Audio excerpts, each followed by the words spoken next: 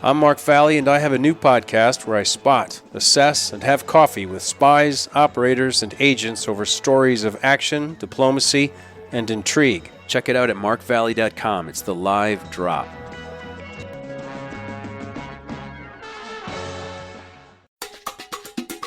This is Mick Gillette. This is Jay Moore. This is Greg Proops. This is Gabby Reese. This is Nate Boyer. This is Hilliard Guest. This is Nathan This East. is Rob Bell. This is J.R. Robinson. This is Dan Stone. This is Dr. Bob Greenberg. Hey, this is John Leon Guerrero. Hey, I'm Mark Valley. Hey, and this is Pete A. Turner. Having to listen to yourself on microphones is almost as bad as having to watch yourself on video. Who would want to sleep with that? Yeah. You know? I actually am not bothered by listening to myself as much as I am seeing myself. How fat and old you get. Like, God damn, look at myself. Jesus. You know, that first Matrix movie, which was great for a lot of good reasons, but there was that one moment that was really special. When Morpheus says to Neo, you're still dealing with your residual self-image. Excuse me, I'm always dealing with my residual. I look in the mirror and I say, what the fuck? Yeah. My residual self-image does not score up with the present reality and gets further away every freaking day. Where is your residual self-image? I'm probably at about 35, 36. And let's say that the residual, of course, is, the brood of residual is left over, right? Yeah. And I look at the mirror and go, look at what's left over. Look how much more there's been added. Oh, that was the thing. I had all this hair, and I had this big mustache, and I weighed about 155 pounds. Right. I looked freaking great. Yeah. I should have been getting laid. Weren't you? No. Oh. I was married. Well, okay. You could have, though. You and Freddie Prinze. Yeah. Before we get too far away, because we'll just do this all night. I know, we shouldn't. We need to do something usable. Yeah. A couple of things. One, I'll finish writing all the shit I've committed myself to. I've got this whole new relationship with the Phoenix Symphony, which is taking me to Phoenix now. And all this came out of nowhere. Boom. And as usual, when you're self-employed, you have a choice. You say yes or you say no. But when you say no, it closes off a lot of It closes off doors that you don't even know exist. And, thank you, sir. And when you say yes, you have to work 10 times harder than you thought you were going to have to work, but it opens up But doors. yes begets yes. Sweetie, if you'll excuse me, cheap as it sounds, for me,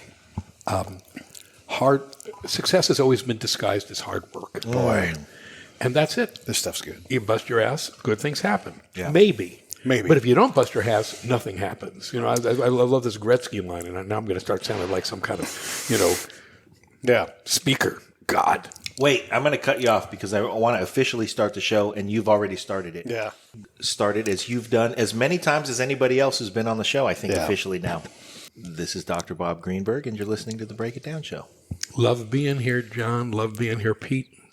You got to say it, though. Best buds. Love it. Yeah. Love it. Love it. Say this is Dr. Bob Greenberg. This is Dr. I love the doctor part, right? Yes. This is Bob Greenberg, Ph.D. The thing is, when you say doctor, then everyone wants to say, are you a real doctor? Or we know you're not a real just doctor. a Ph.D.? Exactly. Yeah. So it's best just to say the Ph.D., which means, by the way, piled higher and deeper. And then you move on from there. Yeah. What's ABD mean then? ABD? I don't know.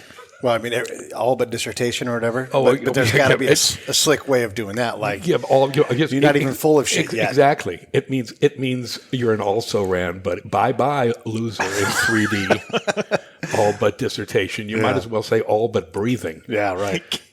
Academically dead to me. Would you please finish the bumper? Oh, I'm supposed to be introducing myself. Oh, yes. Yeah, this is and you're on the Break It Down show. I'll do it for you. Okay. And now, the Break It Down Show with John Leon Guerrero, Mark Valley, and Pete A. Turner.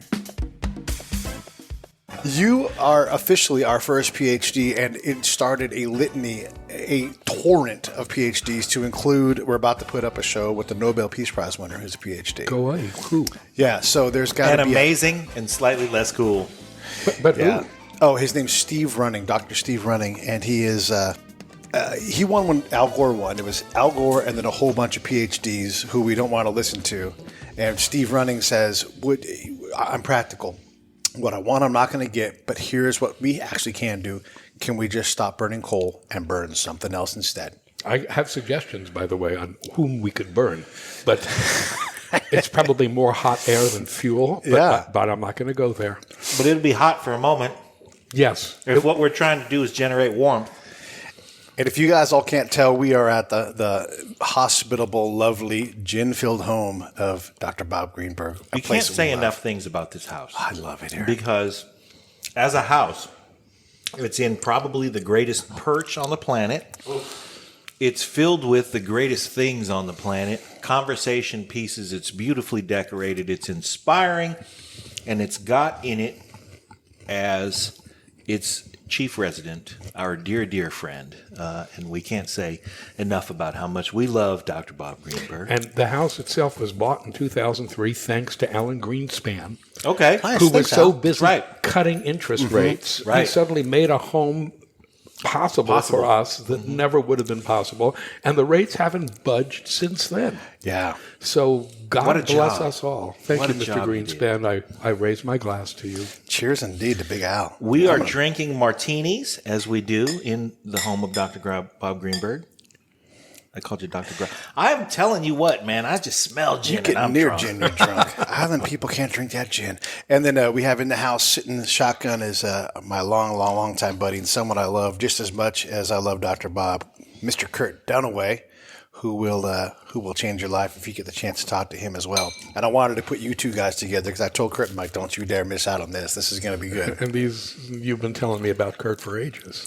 Well, That's here's right. what happened Thank the you for other being night here. that I have to fill you guys in on, because Curt and I were on First Street in Benicia celebrating the tree lighting, as we do in our small town.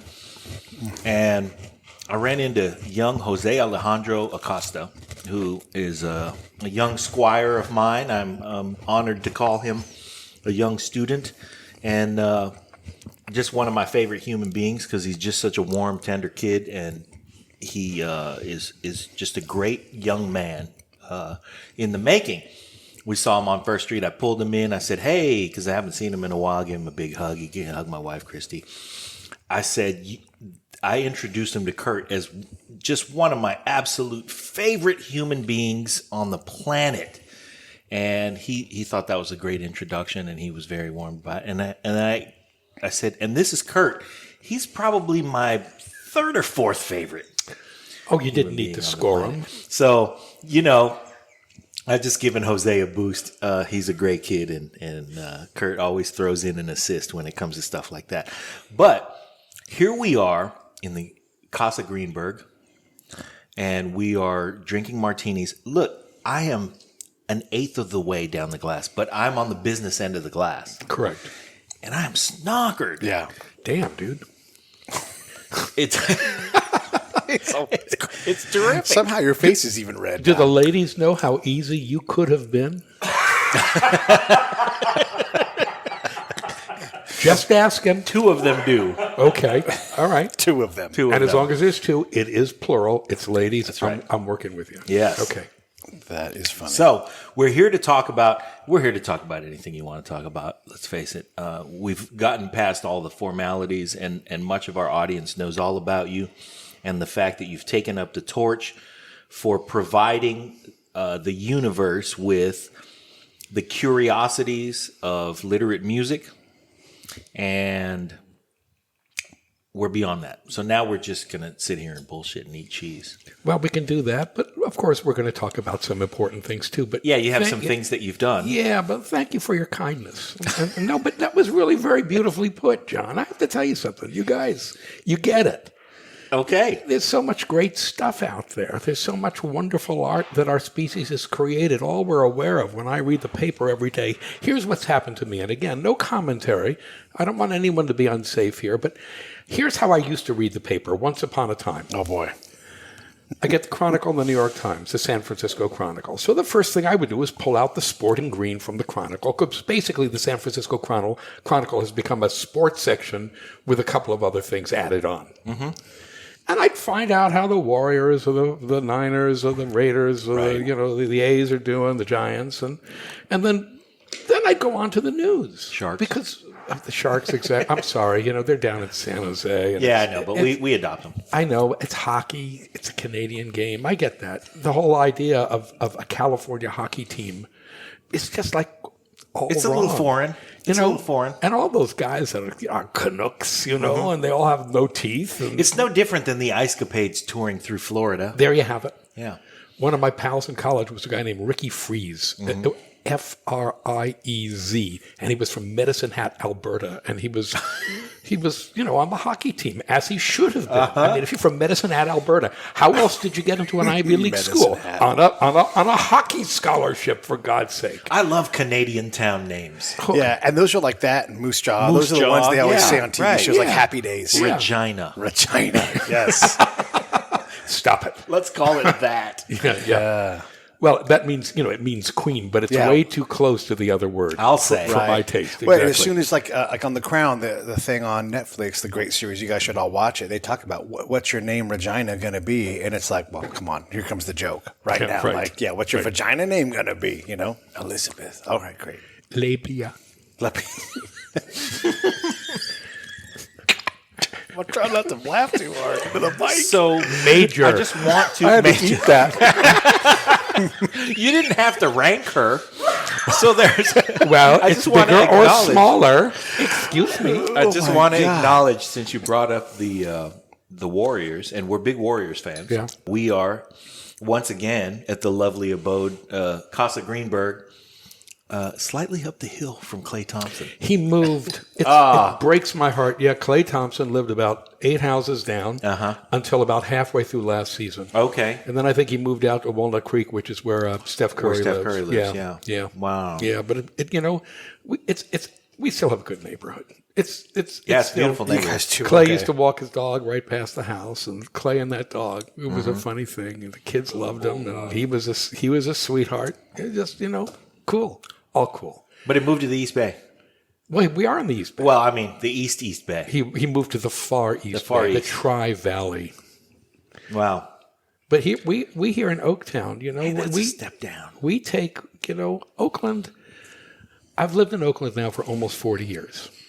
We can say this. We're at Casa Greenberg in the biggity Oak. Yep, in the town of Oaks. And, Oakland is as diverse and extraordinary a community as you're going to find anywhere. It's got a terrible reputation. It's seen, perceived, when it's perceived at all, as the Detroit or the Newark of the West. It is not. It's an extraordinary, wonderful place with just everything. Yeah. With everyone. You know what I would call it? Everything. I'd call it the Boston of the West. No, I would call it the Oakland of the West. Okay. Here's. I mean, if we have to bring an equivalent, because its diversity reaches from the absolute best.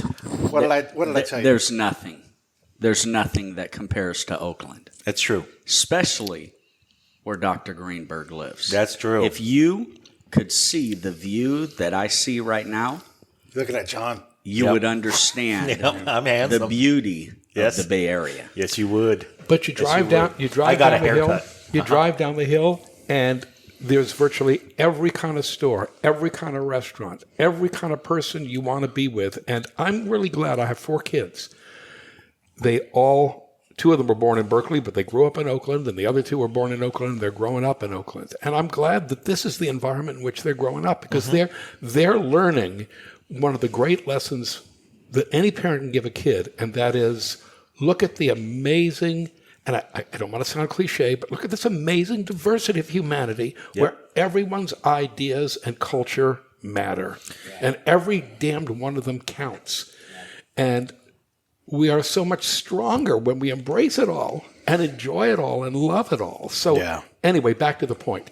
I believe in Oakland, and I believe in the message that Oakland sends. And so, this perception on the outside that Oakland is this and Oakland is that, I have to say, one of the impressions people get of Oakland is watching NFL games, right? And watching the Oakland Raider fans. And soon it's going to be the Las Vegas Raiders, and that's great. I'm happy to give that image. Also, to the fan Las base Vegas. won't change. Yeah. But look at the Oakland A's fans, because I'm an A's diehard. Yeah. Excuse me, these are some of the best All right, I'm going to stop now. And of course, the Warriors, blah, blah. But the bottom line is love where we live. Yeah. Love what it means having grown up in South Jersey. I get it. The beauty of where I live and the beauty of my community. And I will speak to it any time. If someone messes with Oaktown, they be messing with me. They got to get through. They got to get through Dr. Bob. They walk through me, correct. Got to get to Dr. You know, the funny thing is, we met you for the very first time in the studio of Dwayne Wiggins. That's right. And he is soul brother number one to us, certainly, and an Oakland loyalist. Now, he is, of course, of the Wiggins brothers who founded Tony, and Raphael Wiggins is now Raphael Sadiq, and he's in Los Angeles, and he's doing great things and making amazing music. But Dwayne stayed here in Oakland because he is of Oakland, and his fabric is woven of Oakland. And I think about Dwayne, and I think about you, and I think about the two of you in kind. Right. I just recorded a 20th century music course for the great courses, and I want to talk about this, and we will. We will. But I have to tell you something. In the 24th lecture, they insisted that I talk about the 24th and final lecture. They insisted, and I was easily swayed, that we talk about my music. Yeah. And so in talking about my music history, we talk about where I grew up and what I was listening to and what my background was and what turned me on when I was young. And of course, it was Tower of Power. Right. And so we actually provide a URL because we're not doing musical examples. We're actually pointing people to URLs. That's great. Of what is hip Yeah. with Carlos Santana and Tower of Power. You listen to that, you'll get about 50% of what I'm about as a composer. Man. Okay, Yeah, that's cool. You'll get the rhythm, you'll get the life, not the pitches. I'll admit, not the pitches. Okay, the actual pitches are mine, and you're going to hear that as modern music. But the energy, the power, the funk, the rhythmic sweep. I would like to think, in my most arrogant moments, that I've managed to capture that in my own music, in my own way. Yeah. And again, even as a kid living in New Jersey, I was enthralled by the Bay Area scene. You know, whether it was a Grateful Dead, whether it was Jefferson Starship or Jefferson Airplane at the time, yeah. or Tower. You know, it was just this is where I had to live. Let me just say this before we get past this thing, because this is how Oakland you are. Not only, did it move you when you weren't even here, you got it when you got here. And the 24th episode, as an A's fan, you'll know that Ricky Henderson's number is 24, and there's nothing more Oakland than Ricky fucking Henderson. And I also have to point something else out. That lecture, that 24th lecture that I just recorded. Did you slide head first? No, I did something. It was my 666th lecture for the great courses. Nice. Wow. 666. Nothing more rock and roll than that. Sign of the you-know-whom. And that was your episode. that was my episode. So what is that saying? It's saying everything I want to say. Yes.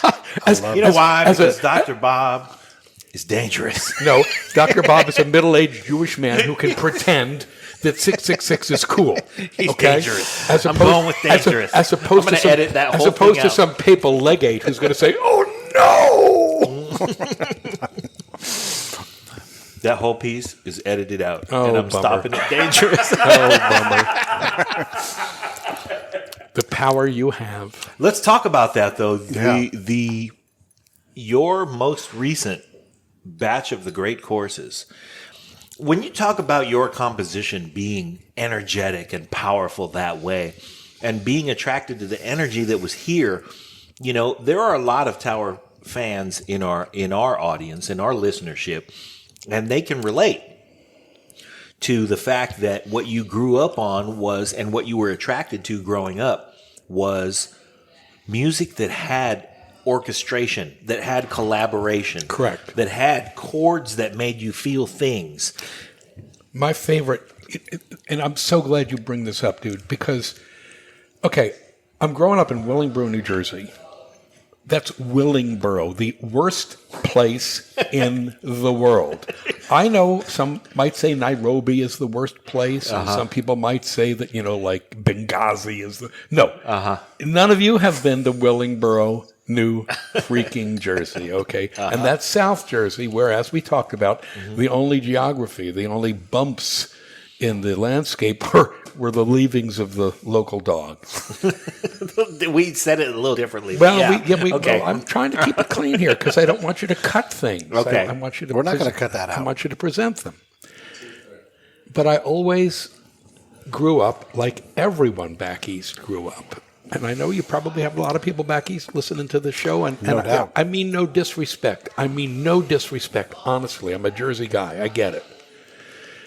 But you know, when you watched TV back then, all the TV shows were filmed in California. Right. The California ideal was what you got. It was mostly a Southern California ideal. And my father's sister moved to Southern California with her family. So I had family in L.A., in Culver City, which is where they shot so many movies. There was a huge romance to California. But then I came to California at the age of 18 to go camping with my cousin, and we went up and down the coast, and I absolutely fell in love, and I said, I'm coming back. And I did come back just a few years later, and I settled and I stayed. It's, for me, a dream living here. And the music that I loved most when I was growing up was either San Francisco bands or the virtuoso bands. Okay. Now, first understand, I'm a jazz player. I'm a Steinway artist, and I was made a Steinway artist because of my jazz playing. Yeah. So that's a different story. But let's talk rock and roll, because I also played in every rock and roll band I could have played in. The bands I loved the best were the ones that either had tremendous virtuosity on site. I mean, Jimi Hendrix Experience. Right. Cream. Yeah. Excuse me. Those three freaking guys on Cream. Such thickness. Oh, compositional integrity to everything they did. Yeah. I mean, I still imitate Ginger Baker rhythms when I play the piano. And of course, I mean, when it comes to guitar, we don't even know, we don't even have to talk about that. Yeah. And the other bands I loved were the big mixed bands. Tower Power, Cold Blood, Chicago. Blood, Sweat, and Tears. Blood, Sweat, and Tears, yeah. Because they were these intersections of funk and jazz and rock and roll. Right. And there's been no greater influence on me than those bands. Now, again, if your listeners heard my music, they would probably, turn around, vomit, then come back and say, how dare he even invoke these sacred names in that music? But in my heart, my music is... No, we know it comes through. Through. And here's the thing. When you have that kind of inspiration informing your compositions, you have something in your hands that drew you to this area, and something in your heart that made you say, I need to take this expression in a different direction. Well, my generation of composers, at least American composers, but I think pretty much everyone. I mean, what makes American music at any level? And to me, it's the rhythmic energy. Yeah. To me, that's what speaks to the independence. That's what speaks to the freedom that we so embrace and enjoy. I love that you just said independence. I love that, John. The real Dr. Greenberg is here. No, because John says stuff. John says stuff that's just sensational. Because if you think about what purely American music is, this extraordinary combination of West African music and European music that was created by Black Americans. We're talking about blues, jazz, rock and roll, and all the other ragtime, offshoots. all that stuff. All the other offshoots. It is the ultimately democratic music where everyone has his or her say in a particular way. It's just like chamber music, except chamber music is scripted. But again, a great string quartet is all about, for example, 4 individuals, each with his or her own part, contributing to the greater good. I mean, it's very much what Rousseau said in his whole social revolution, that every person must contribute to the democratic whole. But the improvisation of jazz and blues and rock and roll takes it another step further. Right. It recognizes the common voice, the importance of each individual voice. We're not just playing a script. We're creating it as we go. It's one thing in the scripted world of chamber music to say, you know what, we need a cellist who will punch somebody in the mouth. And then to express that in the composition. It's another thing to say, this guy on the guitar, I just watched him punch somebody in the mouth, and I'm gonna let him play whatever he wants to play. Right. Yeah. But you know what? Jazz is the ultimate musical manifestation of American democracy. Right. Yeah. Where everyone, it's a town meeting. Is absolutely free to Where express. Free to express, and everyone else is silent while he or she makes that expression, and then you must reflect on it. Right. You must react to it, not disregard it, Right. but actually work with it. And so, you know, American music is so freaking wonderfully indicative of the best of our culture. And here's, by the way, to me, the great irony of all of this. The world sees America's greatest contribution to the world cultural stage as blues, jazz, rock and roll, ragtime, and all these hip-hop, all these amazing genres. And that is America's greatest contribution Yeah, absolutely. to It's world our culture. unique contribution. It is our melting pot music, and yet the people who created that music, the Black American community, have never been welcomed into the melting pot. They've never been part and parcel to the pot which we hold as most representative of who we are. When I, excuse me, and again, I'm not trying to get political here. I'm just going to say that there's been a lot of encouragement to certain elements in American culture over the last year that, to me, are not positive aspects of who we are. And the racist bands are among them. The hits that certain nasty-ass bands are getting right now on the internet have increased exponentially since November 2016, excuse me. How do we tell these people in these racially... How do we tell these jerks in these rock bands that are singing about hate that they're using a medium that has evolved from West Africa? Right. They would stomp me to death with their hobnailed boots, wouldn't they? They would. But the bottom line Well, they is... would anyway, because you're a Jew. Yeah, I'm a Jew, and I look small. I'm a Wolverine, but I look small, right? So, A middle-aged Wolverine. that's bad because the teeth are gone, and you want to repaired say, shoulder, listen, though. isn't there someone else you want to stomp to death first? Listen, I hear your mom calling you. Right. Go tell her she's calling you. I just want to say that right now, if I was a single man and I was going to be out on the prowl, I'd say, you know what I need? I need a chick magnet. I wanted to take a second out of the show and talk to you guys about our sponsor, WeFixYourScript.com. What I love about these guys is they're encouraging you, just like John, Mark, and I, to create something. If you think screenwriting is your thing, or if you've got a script that you're kind of stuck on, this is what you do. You don't got to buy anything. Just give these guys a call. Schedule a 15-minute consultation for free. It's WeFixYourScript.com. I highly encourage you guys to support these guys. Reach out to us. Reach out to them. Reach out to WeFixYourScript.com. What should I do to get a chick magnet into the club with me? I'll bring Dr. Bob. Oh, my God, I love you.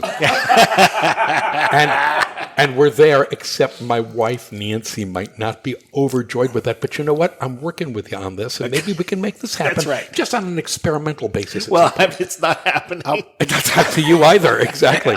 I want to Exactly. There's no good answer to your question, and I want to do a little bit of business and turn the conversation You bet. towards You a better bet. spot. Sorry. Because no, don't be sorry, because it's just we can do more work, and I want to recognize, because you helped me do this. We recognized my dad the last time we got together because he had passed, and when you talked about your heart. A lot of your heart has to come from your dad, and you used your dad in every single show that we did. Yeah. You talked about your It's dad true. as the model with the 90, 99, kind of thing. And you lost your dad in the last month. October 21st. October. Okay, so a little more than a month. I wanted to make sure that we have a chance to return the favor and, not necessarily make the show about your pop, because I don't think he would even necessarily want that, but let's take a moment and understand his impact on your life in terms of music and do however it is that you want to contribute his memory into this, because this show stays up forever. Right next to the Got Shocks video we show Curt, like, this is what Dr. Bob does. Because it's Oakland, it's Got Shocks, and it's scandalous. What happens in Oakland does not stay in Oakland. Right. Yeah. I like to point that out as the episode where Dr. Bob used the word, and frankly, absolutely colloquially correctly, pimp. No. He called him a pig, I'm called Chuck a pimp. Correct. He'd be a pimpin' dude. He was pimping. But now we're not talking about my dad. We're talking about Louis Moreau Gottschalk. Okay, I just want to point that out. So let's shift gears and talk about your dad because he did have an impact on you. Listen, of course, if a dad doesn't have an impact on his son, something not doing his work. terrible has gone wrong. Right. And my dad had a tremendous impact on me. He was a beautiful man. I lost my mom when I was a few days short of my 7th birthday. And so it was me and my dad and my younger brother. And, that creates... The Three Musketeers. That creates a dynamic that's super intensified. Yeah. Of course, he remarried eventually, and that was cool and everything. But you were still the Three Musketeers. We had this shared intense experience. He was raised by a woman, my grandmother, who had graduated from what is now the Juilliard School in 1916. At that point, it was still called the Institute of Musical Art. But it became Juilliard 8 years later, and she was a brilliant pianist, one of 13 children to an immigrant, all of whom went to college. That's a great story by itself. Yeah. An amazing story. And she was, sadly, she had decided that my father was going to be the next great Paderewski, the next great Vladimir Horowitz. She was going to mold my poor father, this poor little guy born in New York City, in Brooklyn, into the next great pianist. Well, all she did was torture him to death. Mm-hmm. And so he escaped as soon as he could, and he escaped by joining the Navy at exactly the time the Second World War started. Oh, boy. Here we go. So he served in the Navy. He was wounded in action. I mean, the whole 9 yards, and left the Navy in 1946. Went to college on the GI Bill. You know why? Because there wasn't enough action anymore. Ugh. Went to college on the GI Bill and ended up going into business, graduated from Columbia Business School, but then went back to the piano. So I'm born in 1954, and there was always music in my house, either from my grandmother, who insisted everyone play the piano, or my father, who insisted we not listen to my grandmother. That's hilarious. And it was hilarious. And he played, she insisted on me playing Bach and Beethoven and Mozart. My dad insisted that I be playing Gershwin, Porter, and Curt. Is this the same grandma that's like, you're not a real doctor? No, that was my Aunt Rosie. Okay, Aunt Rosie. That was my Aunt Rosie. I love her. Aunt Rosie, the shriveled raisin of a human being with a mind like a razor blade. Yeah, that's another story. But there's Occam's razor and there's Rosie's razor. Rosie's razor. Like, you think you accomplished something? Rosie's like, let me show you what you accomplished. But everyone's got an Aunt Rosie. Right. Can you write a prescription? Everyone's got an Aunt Rosie. Okay, you're circumcised at 6 days and your balls are cut off every day after that. And that's Aunt Rosie. The Moyle does the circumcision and Aunt Rosie does the rest. She does the mincing. The family slasher. Oh, God. Exactly. You are in rare form tonight. I'm just telling you. But my dad was my friend, and he introduced me to all this great music, and he supported me in my musical ambitions in a way that most parents would not. My stepmom did not. She thought it was stupid, crazy, moronic. She was right, as it turns out. But you took a pass on Bruce Springsteen. You're like, yeah, no thanks. Yeah, so let's be honest. That's a horrible story. And we're not going to go back there because I'm still embarrassed by it. It is hilarious. It's a terrible story. Yes, one need only listen to any of the Dr. Bob Greenberg episodes on the Break It Down show. This is what is known as Pete bringing up old shit. Well, this is what's known as the arrogance and hubris of youth, of which that's right. I was guilty as well as everybody else. Yes, exactly. Jesus. Which means a total a-hole. But back to the larger point is that my dad and I played four-hand piano all the time, duets, and he was a wonderful man and a sweet man and a gentle man. And so he passed on October 21st at the age of 92 and a half. He had a great run. Sharp as a blade till the end. Sharp as Aunt Rosie's blade till the very end. He could still box 15 rounds. Well, he was old school. They went 15 back then. Only with an actual box. Well, never mind that. That's a small detail. Only with a small, like a shoebox. Okay. That'd be a small box. Yeah, only with a shoebox. But I talked to him on Monday. He was great. We were talking about his Jets because he loved the New York Jets. He's a masochist, a typical New Yorker. Right. And then on Tuesday, he went into the hospital with a little bleeding. And before you know it, everything just, what do they say? They say cascaded. He had bleeding, then his blood pressure fell, then his kidney stopped working, then his body was filled with potassium, which stops your heart. Right. And so he died on Saturday. And it was a gentle, sweet death. And, of course, I was in Seattle when all of this happened on a gig. So I didn't show up until Sunday, the day after he passed away. But it happened sweetly, and my brothers were there, and my kids were there, my older kids were there. And all his other grandchildren were there. So, blah, blah. Yeah. It still hurts. Yeah. Grief is grief. Grief is the most... it's the most difficult emotion because there really is no way to mask it.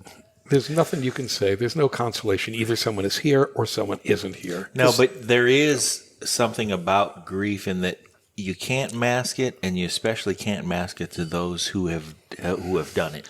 And when that is the case, I think that, humanity is best when it is related that way.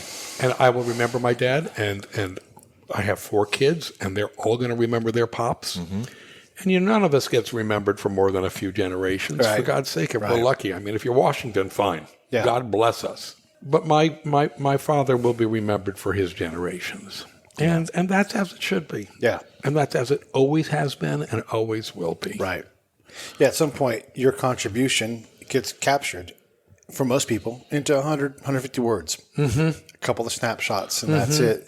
You just hope that, forget all that.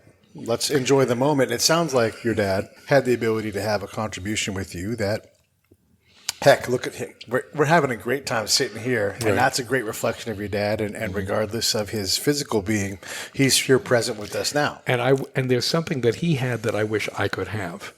And that is an immediate momentary joy in the world as it is at this moment. Mm. He was one of those rare people, and I say that because at 63, I realize it's rare, who lived in the moment, who enjoyed the moment, didn't freak out too much about the future, and never let the past worry him. Mm. Now, others might say, oh, that just means he was had blinders on and wasn't looking, but for him, it worked. He lived a long life. He lived a good life. He had 2 wives who loved him. He had 4 kids, or 3 kids who loved him. He had 8 grandchildren who loved him. I mean, excuse me, duh. Yeah. What other legacy can we hope for? No, that's it. Yeah, really. That's it. Absolutely. When you get down to it, that's it. Like, here are the lives you can choose. 92, adored by your family. Mm-hmm. Lived an honorable life. Yeah. Never ran after the moment he left the Navy. Not that the Navy runs hard anyhow. No. But he was beautiful when he was in the Navy. Navy runs hard anyhow. That's like such an Army That's guy. a soldier right talking there. Yeah. Just such an Army guy.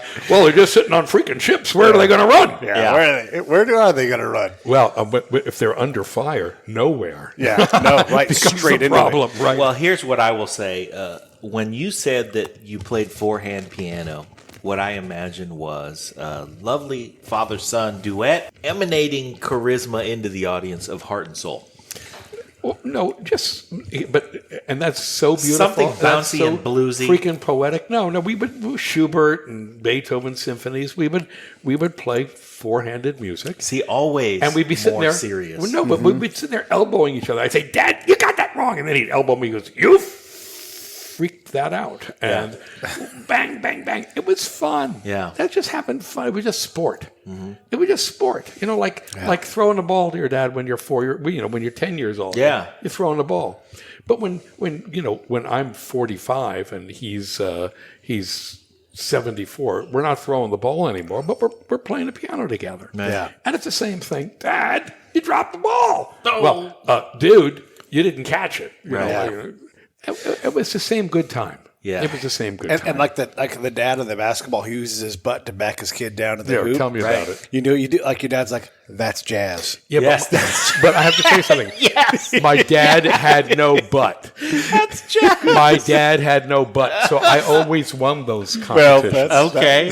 Fair enough, but he still tried to muscle you in that way, and he still gave the And when we excuse did play basketball together, he had this ridiculous two-handed shot, The set shot. which was so freaking typical of 1941. Two-handed set shot. I said, "Dad, that is so old." Yep. And then he hit another 25-foot shot Right. over me. I said, "Okay, so whatever." Yeah. Whatever. Lucky shot. Yeah, Let's exactly. move on. Exactly. The wind took it. The win. Yeah. I got monsters coming in. Oh, hey, Oh, there's yeah. Daniel. Me and Dan are going to go to Pelican Bay together and do a workout. That's right. All Great. lats, all the time. All right. Yeah. Yes. Come in. What are you doing? Oh, he needs somebody to let him in. No, he Are we to doesn't. let him in? Oh, I was going to act like I didn't know what he was talking about. yeah. I was going to keep waving at him. You could milk that for many minutes, too. I wanted to take a second and acknowledge how good Dr. Bob's martinis are. Traditional gin martinis. You know what? I make an amazing martini. You do. An amazing martini. You do. There is one person I will trust. Hi, Dan. How you doing, What's buddy? up, Dan? You know us, right? I'll get one, too. You've seen us before, right? How you doing, bud? You want some cheese? Oh, You know what's really good is this salami. whipped up cheese right here. Everybody loves salami. Mm-hmm. Want a cracker? Yeah, that stuff There you right go. there is ridiculous. Yep. Well done. There you go. Good job. It's a sandwich. There you go. That is perfect. Danny, we need like major quiet, babe. Oh my God. Oh, that's okay. We don't need major quiet. We need We like Dan. We know Yeah. what Dan does. Dan brings the party. exactly what he's doing. What has just yeah. happened is that Curt has taken up the task of keeping us hydrated. Yes. Hi, He's Lily. our How water you doing? boy. Are you going to play the piano for us later on? We need to close the show out with a song. Remember Jon and Pete, and you need This is Curt. Curt, that's Lily. Lillian. She's our favorite. We don't say that out loud. See, this is the thing, right? Curt brought the new martinis, which is great. And in mine is an olive from the Santa Barbara Olive Company. Yes. Oh, here's the thing about the ingredients are part of what goes into the greatest martini. Now, I was just saying that I make an amazing martini. I'll go up against anybody. But there is one martini to which I will take a knee. As and you that should. is Dr. Thank you. Bob's. Yeah. And Perfect practice makes. and he makes an amazing martini, one that should be lauded Yes. and studied. He gets the meniscus on the top of the glass Meniscus. with just a subtle number of shards of ice and the Santa Barbara olives. Yeah. And the Santa Barbara Olive Company is the exclusive provider of olives in, that's right, in Lots Casa of love to Greenberg. Curt. Yeah. Nice work, Curt. Yes. Very well done. Bringing it home. I don't know who's going to drive home, but it's not going to be me. It might be as my dear departed father would have said, Uba. Uba. The Ubas. Uba. I like how you get older, like things start to have the word "the" in front of it, like my diabetes, the Target. I need to go to the Target. Or here's another way. So I can get my diabetes it's always, medicine. It's always the possessive targets. Targets. I'm going to Nordstrom's. I'm going to. Yes. Yes. As if old man Nordstrom was still manning the exactly. door. Yes. Exactly. I had a coworker turned friend turned mentor turned beloved acquaintance named Leroy McGrew, who has passed on. Leroy McGrew. But Leroy McGrew, he used to say, "Leroy McGrew is my name," and some rhyme came after that, and he was a wonderful, kind-spirited human being, but he dressed like a pimp. And he always had a Cadillac that was clean. And if you saw him So in he the didn't have children. downtime- He didn't have children. He did. They were grown and gone by the time Okay, I because knew him. clean cars are an indication that you either didn't have the children or they're are gone. grown and gone. Yeah. Correct. So he would have his Cadillac was always clean because in the downtime, when Yes. you looked the other way, he had in his car in the trunk what he termed a Turkish towel. I don't know what was different about this towel, but it was a Turkish towel, and he used it to wipe down the dust on his car. So any time of the day or night, any day of the year, his car was always clean, and his clothes were always clean, and he would say, "Leroy McGrew is my name." And here's the other thing that he would do is when I saw him last, he said to me that I ought to join. I don't know what it was he was selling. He was always selling something. I don't know what he was selling, but there was an incentive that involved the possibility that you might win a trip to Mexico. And I said, if I win this trip, Leroy, I'm bringing you. I want to go with you to Mexico. And his reply, his lovely wife Sharon forbade him because of some incident that had happened in their past. But the way that he expressed it was, oh no, you see, Sharon would not allow me to go to the Mexico area. Not only was he forbidden from Mexico, he was forbidden from the entire Mexico area. Right. That means no San Diego, at least From San Diego to El Salvador. Calexico? I would say. No. Right. Yeah.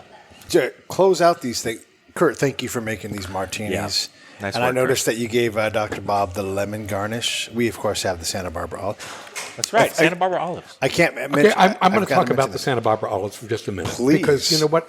I've got this crazy collection of cocktail shakers, which I've been not kidding. doing for 30 It is years. bananas. So I got about 650 cocktail shakers, of which about 600 are really El Primo and rare pieces. And over the years, the collection has been illustrated in a number of books. The Williams-Sonoma Bar Guide, Barnaby Conrad's book, The Martini, used my shakers. But I've also been asked, as if I've become some sort of expert because I collect these things, to talk about the ideal martini. Okay. And I have. Mm-hmm. I have all kinds of stuff that's been printed in magazines about how to properly make a martini, but it always comes down, as far as I'm concerned, to 3 or 4 things. First of all, good ingredients in, good ingredients out. Yes. Great, thick crystal glasses chilled, yes. And then what we call the Dr. Oliver. Bob's hand is up, too. Well, I want to make this clear. It's what we call the Oliver twist, the Dickens. Yep. The Dickens. The olive or the twist. That's right. Now, if you're going to do a twist, it's just going to be lemon. Now, when I had martinis at the Savoy in London. Concord. Oh. No, London. Concord. No, dear. No, dear. We're talking about the Savoy Hotel Bring Pete in anywhere. Oh, like the $2 movie Savoy? Yeah, right. We're talking about a 32-pound martini in a tiny little glass. You want to talk rip-off. Right. But it was superbly made with Beefeater gin and a twist. They only used twists at the Savoy. Wow.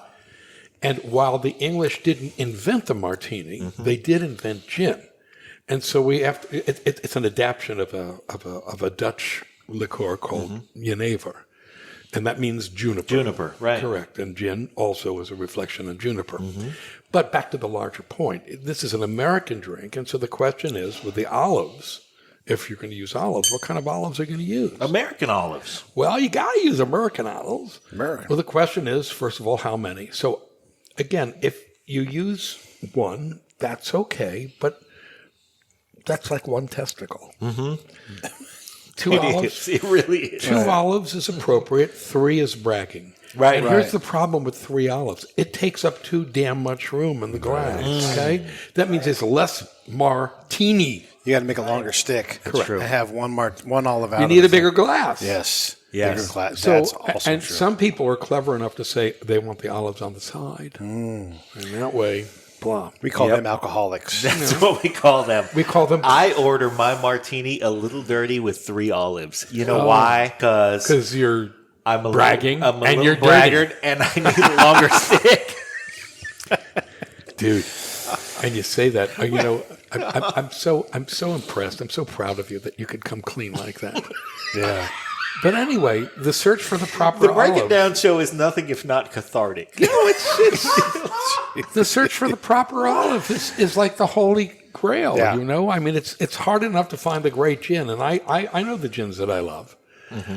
And that's a different story. But to find the great olive is a whole nother story. Now, at my Lucky store here in Montclair Village in Oakland. This is the greatest Lucky's in all of the Lucky's. Is it the last Lucky's? I don't know. No, it's not the last, but No. it is the greatest. But they used to sell this incredible olive made by the Santa Barbara Olive Company. Yeah. They used to make a whole line of them. But it was the chipotle, the hot pepper stuffed olives. Okay, first of all, the chipotle stuffed olive. Yes. That is a uniquely this part of the world creation. And I'm going to give you the Dr. Bob triple yes. The triple yes. Yeah. Yes. I learned that from you. Yes. Uh-huh. Yes. Yes. And Let's also remark about the word chipotle pronounced correctly. Yeah. And it's not over spicy, but it's got enough body to make you know that you just ate something. That's right. Yeah. That's right. And that's the key, because you don't Meaty. want to exclude Meaty. people. No. You just want to wake them up. It's meaty. And so I used to buy these things. I'd see 5 on the shelf. I'd buy 5. And then they stopped carrying them because, like any corporate entity, Come on, Lucky. you know, they went to Mazzettas and they went to this and they went to, and I don't even know what brands they carry now. Excuse me, Lucky, I love you, but you crapped up when it came to olives. So I went online, found the Santa Barbara Olive Company. They're fantastic. I order them online a case at a time. Now I need another case. One of the first times you guys came here, Yes. you loved them so much. Oh, yes. And your daughter Brenna was with you. Oh, yeah. And she loved them so much. I just gave you a bottle, which to me is, I have to tell you something. I'll give you one of my kids. That's saying something. I'll give you my wife. I mean, you That's know. saying something. If we wives- can use a testicle reference again, Yeah. it's really like handing one off. Wives are a renewable resource. Yeah, you know, I as got they plenty say, of they're them. like buses. There's Yeah. another one along, every 10 minutes. But those jars of olives, man, Yeah. that But was, it you wasn't a also- sacrifice because yes. I love you. Right. But I just want you to know, okay? Well, it was an investment because I told Brenna we're coming to Dr. Bob's, and she was stoked. And then I showed her the picture of the martinis, and she said, yes, because she knows. So hook, line, and sinker, and the pole. She's like, I'm taking the pole too. Fine. I'm all in Dr. Bob. And I was so happy when Brenna turned 21 and I could make her a martini too. That's going to happen in May. Okay. Love it. Love it. It's going to happen eventually. I love it. Well, it means she's coming back. Yeah, of gonna course be she's visiting. coming back. Yeah, Sure. she'll be back in a couple of weeks. I'm going to tell her to come over So just to pop in. Anyway, this is like a cheap pump for the Santa Barbara Olive Company, which is one of these fantastic. That's right. And we all love One a of these. cheap pump. One of these. No, excuse me. I mean, just duh. It is. We're going to go on because I'm Yeah. going to pump my own stuff now. But there's all this. This is why I love the internet. Yeah. Some people hate the internet. I love the internet. No. For the access. I can get whatever I want That's without right. having to worry whether Lucky right. is stocking it or not. I'm You going may to talk. have to wait for the UPS man. Yeah. But you'll get it. I want to talk to the Santa Barbara. Actually, Pete Horne from SunWest Foods. They're a food broker. More importantly, I want My to other favorite Pete in Yeah, the world. right. No, he's Pete Horne is awesome. Yeah, Coors Lights and Not Pete Tchaikovsky.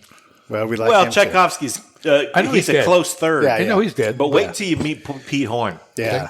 He's got a 4-wheel drive Toyota Yes. Tundra. That thing will go anywhere, and then- he will take it anywhere. And he's like, it's made to do this. Like, it's a $50,000 truck. He's like, but we're going over these hills. Yeah. There's rocks there. It's supposed to go like, over. no, this isn't going over that. And he Yeah. says, yes, it is. And I'm like, meanwhile, I'm ensconced in luxury. So what am I going to say? Could it go over the poop hills in South Jersey? Well, And that's a debatable. whole bigger question. Yeah. But now we're coming back to where we were before. Whether it will go out there is I a want to matter say of this good taste. before we move okay. on. Santa Barbara Olive Company should absolutely force you to wear an ascot. That's my part. Right? And have you be like the spokesperson for it. I would standing in rather- front You'd be of a that perfect spokesperson An for the ascot? Santa An Barbara ascot? thing. Olive A Company. neckerchief.